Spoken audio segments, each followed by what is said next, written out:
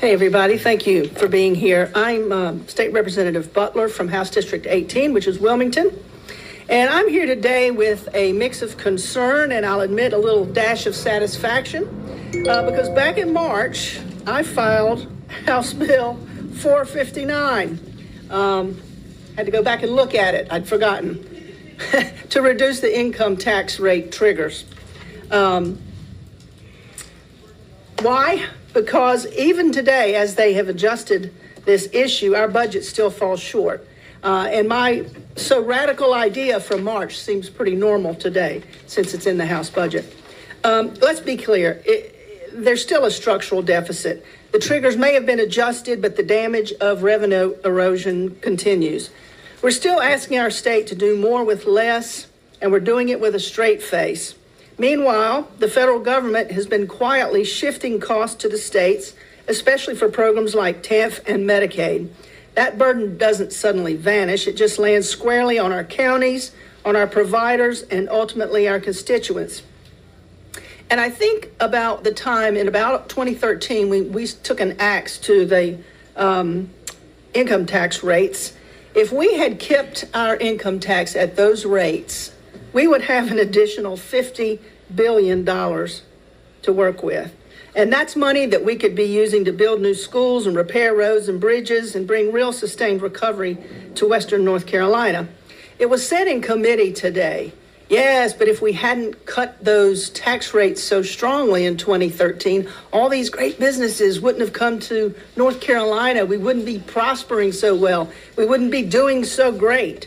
Well, I had to refer them to this nonpartisan document prepared by the Fiscal Research Division and the Office of State Budget and Management, which clearly shows we're not doing great.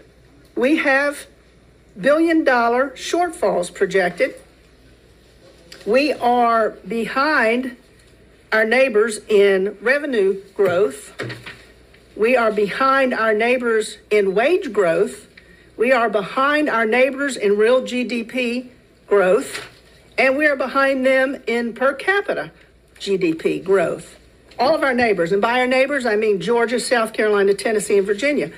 So we might be doing okay, but we ain't doing great, not compared to these folks. So let's be clear. We've got this budget stuffed with a few shiny objects, like a one-time back-to-school holiday, which I know was your bill. And that's great, but it's a distraction. And a $5,000 tax deduction for tipped workers. Well, so every waitress in North Carolina is now going, oh, goody, I get $5,000. No, you don't. Your income is just going to be measured $5,000 less. You're going to pay a tax. It's about a $200 value to you. It's not really anything to do with $5,000. And you're not even going to get that in your pocket. It's just that much less tax you're going to have to pay. So don't be distracted by that. But these things don't raise wages. They're shiny objects. They don't build careers, and they don't fix anything long term. They're trinkets meant to distract from the fact that we're not investing in people's futures. Folks in North Carolina don't need a one-time coupon. They need a living wage. So while everyday North Carolinians are told to make do with less, corporations are treated better than anyone. You've heard it here time and time again.